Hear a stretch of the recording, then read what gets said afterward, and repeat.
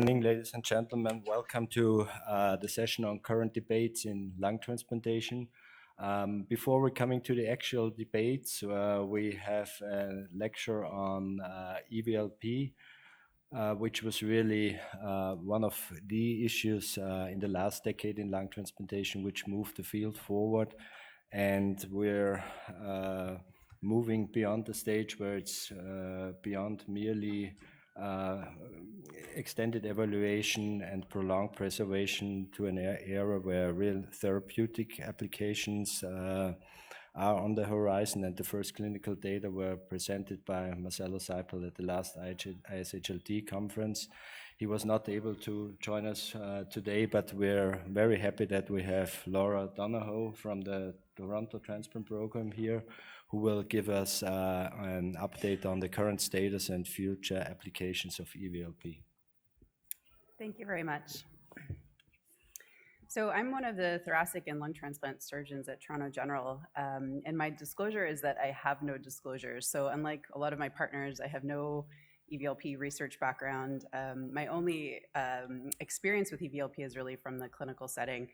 So I take a bit of a different perspective than my partners who've extensively been involved in the research. But as we know, donor lung utilization is low. So across all solid organ groups, there's a low utilization, but especially for lung. And we only use about 20% of lungs for transplant. And as we know, this is a problem because every year we still have patients dying on the wait list. And this is due to a number of factors, but a lot of it has to do with the insults that the donor lungs sustain when they're in ICU due to multiple different things, ventilator-associated lung injury, fluids, clots, and this all activates this inflammatory cascade and creates this problem of primary graft dysfunction after transplant. And any transplant surgeon knows what a problem this is. So everybody sort of dreads that X-ray when you take the patient up to the ICU postoperatively. And the reason why it's such a problem is that it really impacts survival. So you can see that survival for PGD3 is worse than for no PGD or for early grades. So the normothermic ex vivo lung perfusion, it's this new technology. It's not so new anymore, but it's been implemented and started to better assess and treat donor lungs. It provides multiple opportunities to assess lungs that were previously declined because of concern about function or quality, diagnose problems in the lungs, and the whole goal of this is to improve utilization of these marginal lungs. It also provides other options to treat, recover, and repair with targeted therapy. And then it also allows this unique opportunity to assess the results of treatment. So you can treat the lungs and then assess and see how well the treatment has worked. So this is our Toronto EVLP circuit or protocol. It's the same. We've been using it for quite a few years now. And this was one of the papers published early on in 2008.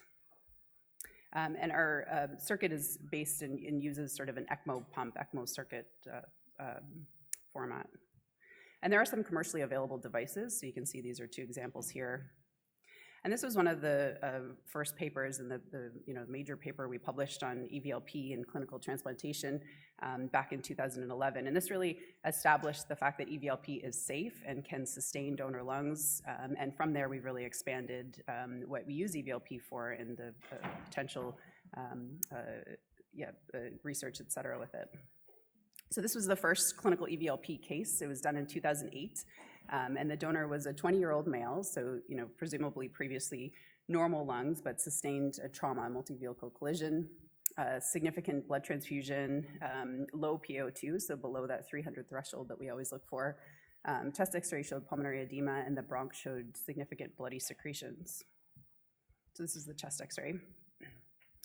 And so our protocol for EVLP, we assess the lungs at hourly intervals. We do X-rays at 1 hour and 3 hours, and then decide at 3 hours usually if we're going to proceed. So you can see the first X-ray at 1 hour, there's significant edema. It looks very abnormal. PF ratio is only 250. But as the lungs stayed on the circuit, at 3 hours, the X-ray was much better. PF ratio was much improved. And so we proceeded to transplant. And this is the post-op X-ray when the patient ended up in ICU. This is actually the patient. This picture was taken 3 months after his transplant, and that was 10 years ago, and he's still doing really well with essentially normal lung function, so this really was a success. And we've noticed a major change in our program after the implementation of EVLP. So you can see in the yellow bars, EVLP first started in 2008, sorry, and it was small at first, but it's really sort of exploded. We've done over 500 clinical EVLPs up to date, and we've had an essentially 100% increase in our transplant rate. So whereas we were doing 100 transplants back in 2007, 2008, we're now up to 200 lung transplants per year. And we looked at the reasons for EVLP. So what are our indications? What are the subgroups? And there's sort of 4 groups that we identified. So the first group is the high-risk brain-dead donors. The second is the standard DCD donors. The third is the high-risk DCD donors. And the fourth is a group for logistics. And the utilization rates for each of those groups increased, or sorry, the use of EVLP for each of those groups increased over the years, and there wasn't any significant differences in utilization between the groups. You can see lowest for the high-risk DCD donors, highest for the logistics, but no significant differences. And in looking at our survival, so this is our overall survival for our entire cohort of patients from 1983 to 2018. And in green is the EVLP group, and there's no difference in survival compared to non-EVLP in the entire cohort. So initially we used EVLP for assessment, but there's also a lot of other opportunities for using EVLP for preservation of the lungs, for treatment, and for repair of the lungs. So as I mentioned, there's sort of 4 indications that we typically think of for EVLP. The unusable or high-risk donor lungs. So these are the lungs that previously would have been declined, like the first donor I presented, probably would have been declined due to multiple concerns.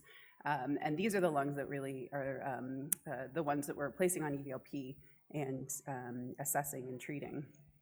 The second is the standard risk DCD. So there's a controversy about this, whether or not all DCD donors should have EVLP. I know there's programs where they do DCDs and don't have EVLP. Our program, it's really surgeon preference. So we have 8 surgeons, and each surgeon will decide whether or not they want to put the lungs on EVLP, depending on the donor factors, the warm ischemic time, et cetera. There's also the extended criteria DCD donors, and then also for logistics, which is we're using sort of more and more.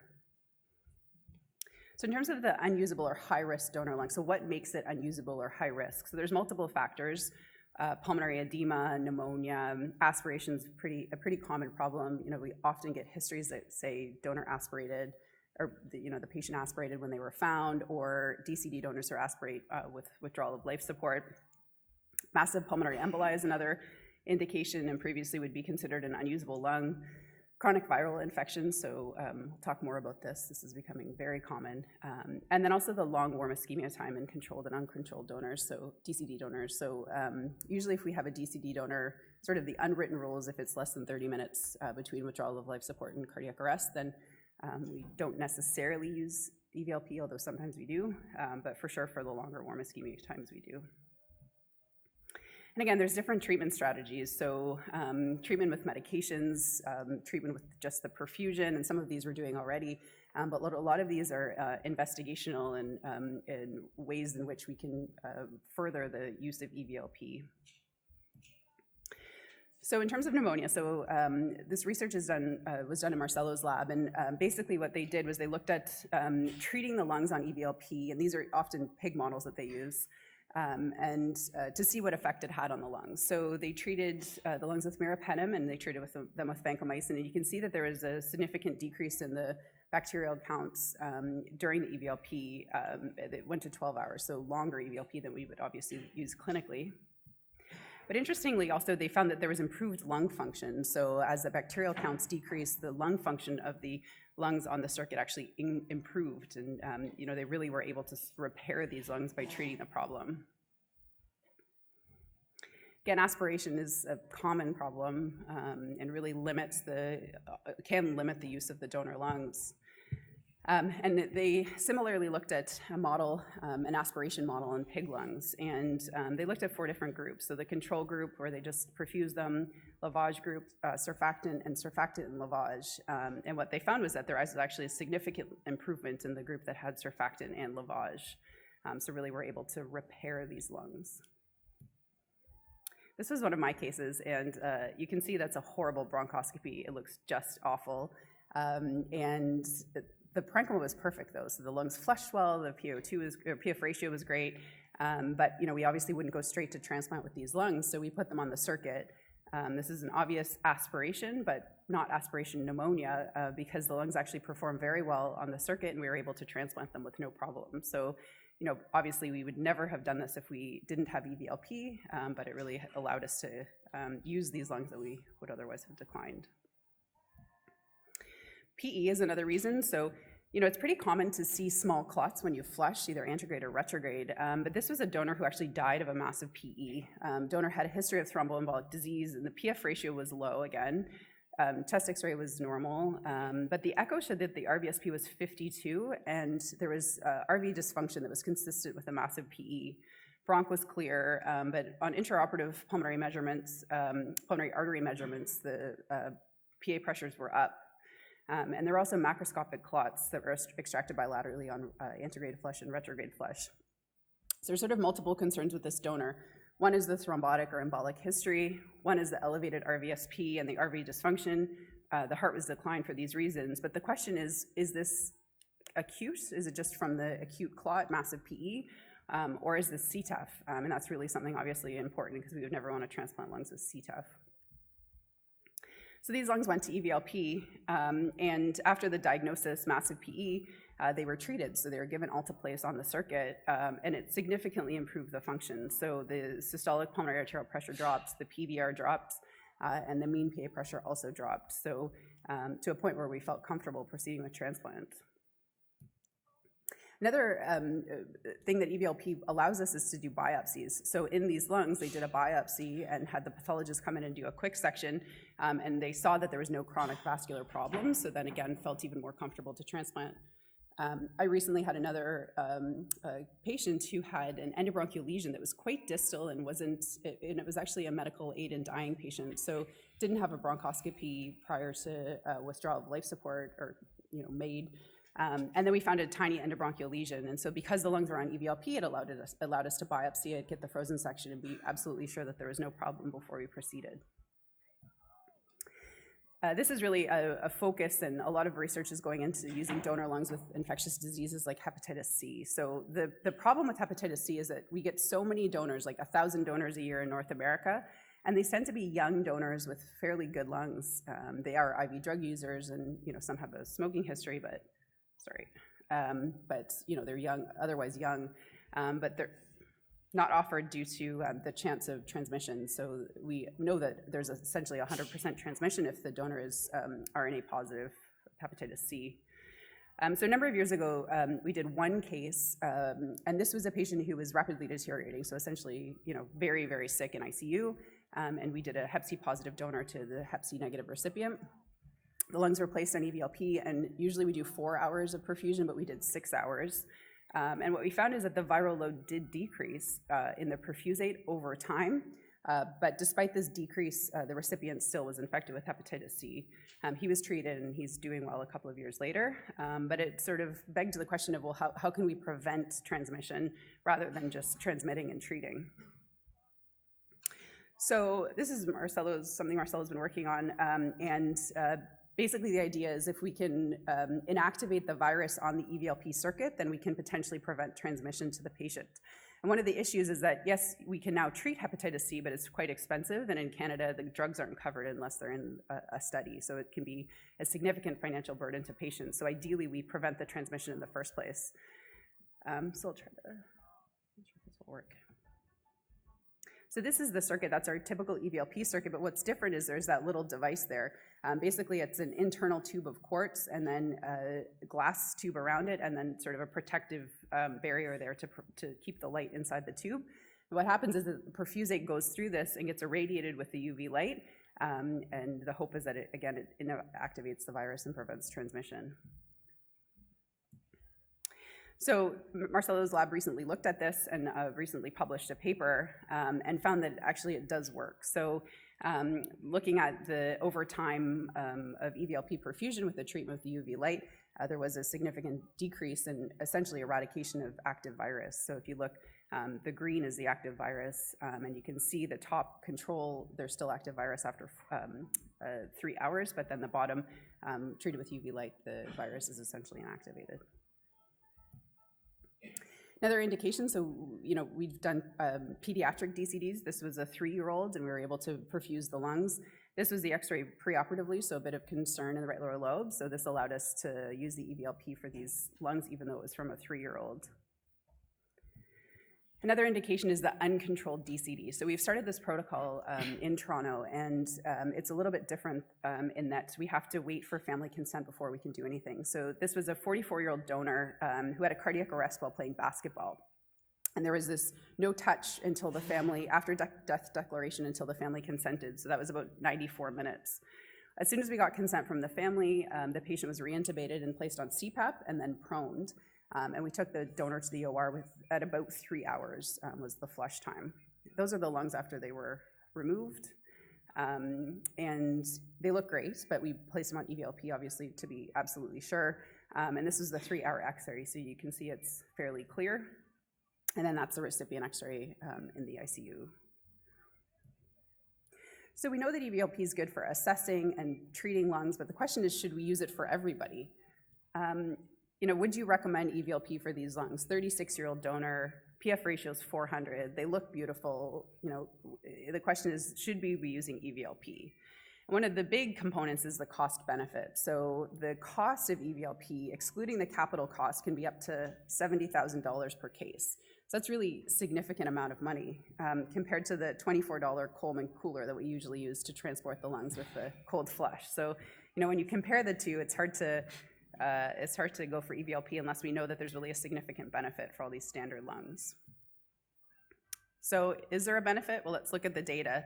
So there have been 2 randomized clinical trials looking at this EVLP for standard criteria donor lungs. The first is the Vienna study, and what they found was that there were no significant difference in outcomes. So post-operative intubation days, ICU, hospital stay, ECMO use, duration of ECMO, 30-day survival and discharge. So they didn't find any significant differences. They also looked at PGD, again, a really important factor, and there were, again, no significant differences between the 2 groups. The second is the INSPIRE trial, and this is a little bit different in that industry was quite involved in the funding of the trial and then the design of the trial. And there were some changes in the study endpoints mid-trial. What they found was that there was a significantly lower rate of PGD within 72 hours for the group that had EVLP for these standard criteria donor lungs. But what's interesting is that the incidence of PGD 2 to 3 at 72 hours, which is really the clinically relevant factor, was the same, so they didn't find any differences. They also didn't find any differences in hospital outcomes, so looking at ventilation time, ICU stay, or hospital stay. And they didn't find any significant differences in survival, but if you look at the 30-day survival, there was a difference between the group that had EVLP, which was lower than the group that just had the traditional cold static preservation. So I think in terms of EVLP for standard lungs, standard risk lungs, we know it's safe, and I think we can be comfortable saying that, but I don't think we don't have any data that shows that there's any benefit to using EVLP for standard risk donor lungs compared to our obviously much cheaper cold preservation. So currently, EVLP in lung transplant really is saving lives. It's, has, at least in our program, and I think everywhere, has really increased the amount of donor lungs that are available and used for transplants. And right now we're using simple treatment strategies, but they've really made a big difference. But I think, again, one of the exciting parts of EVLP is the fact that there's so much potential for the future. So all kinds of different treatment and repair to try to increase the number of donor lungs we have. Thank you.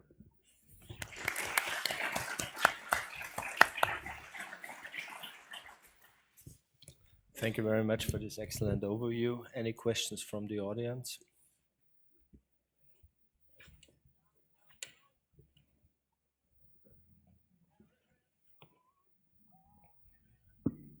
Walter Klebetko, Vienna. Nice talk. Congratulations, and congratulations as always to all the group for all the work you're doing.